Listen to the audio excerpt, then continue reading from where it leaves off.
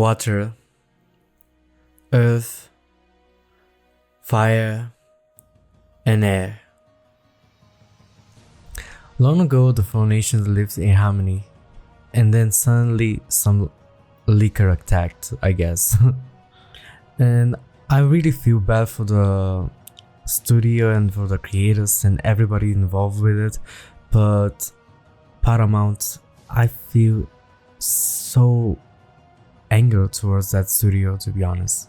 And my first introduction to the series is kind of funny because when I was a kid, there was like series of different animations or movies or something else like that, and there was like the Jungle Book, and I was like, okay, I'm gonna watch the Jungle Book and see what kind of film it is. And when I came home, I put the CD in the DVD player and I saw Avatar: The Last Airbender. Like, it was the season 1, and I'm not gonna lie, I struck diamond. It was like the best series you can ever imagine, and I really like Avatar: The Last Airbender, and the whole series is like one of my favorites. And it's perfect from season 1 till season 3. It has everything you ever wanted. It has world building, magic, friendship, and the genocide of the air nomads. Yeah, so it's 10 over 10. And before we start talking about the movie that got leaked, we need to talk about the series and what made it such a great story to tell. First is the world building and the characters.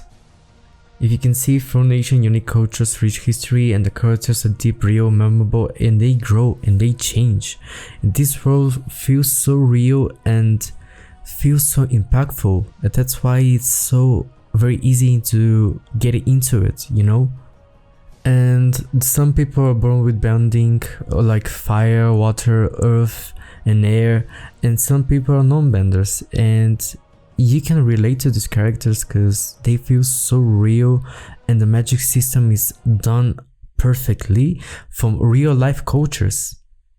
And I will not get very into details, and this is like one of the images I have, like why Avatar is like one of the best series and why is it peak. He has everything, like the world building, characters, story, humor, and emotion. The pain is mostly the Zuko arc, politics, and philosophy.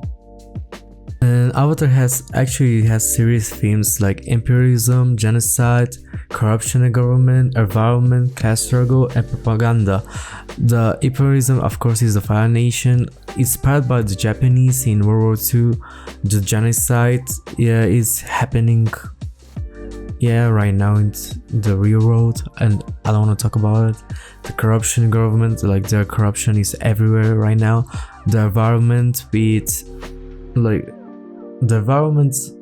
I would say, and the environment that we are actually starting to destroy it and how to save it. There's like a episode where Katara fights for it, the class struggle between the rich and the poor, and how propaganda spreads in the Avatar world, and our world is the same thing. Like, imagine that you grew up watching Aang, Katara, Sokka, Toph, Zuko, Iroh, and now years later you can sit in the cinema and experience the world again on the big screen. That should have been a moment, but then Paramount happened, and I'm just sitting here like, how do you have like Avatar: The Last Airbender, one of the most beloved animated worlds ever, and somehow you ruined it? Because the movie is supposed to be in theaters, then it moved to Paramount Plus, and before fans even got a proper trailer, the leak came and it was done, and everybody was yelling on Twitter. And I kinda saw the movie allegedly, and the animation in the movie is good, allegedly. The animation looks beautiful, the colors, the action, the landscape, the scale. It actually looks like something that deserves a big screen, and that's what makes the whole thing more frustrating, because if the movie looked bad, people will be like, okay, maybe streaming makes sense. But when fans are saying every frame looks gorgeous, when even the people connected to the original Avatar world are calling for theatrical release after the leak, then you'll start asking, what are we doing?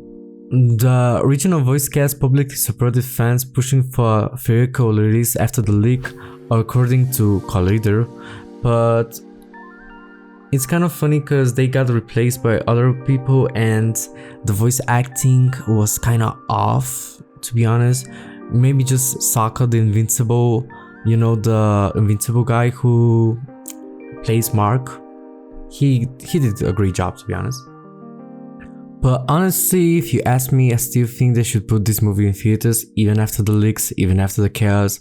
I still think that deserves a big screen, because from what I saw, allegedly, this movie looks worth it. I will still go and support it, I will still buy a ticket, I will still sit there like the child version of me that discovered Avatar by accident on the fake Jungle Book DVD, because end of the day, I want this movie to win, I want Avatar Studios to win, I want the artists, animators, writers and everyone who worked on it to gain respect they deserve. My problem is not with the movie existing, my problem is how it was handled. Yeah, that's what I want to say. Thanks for watching. That's it.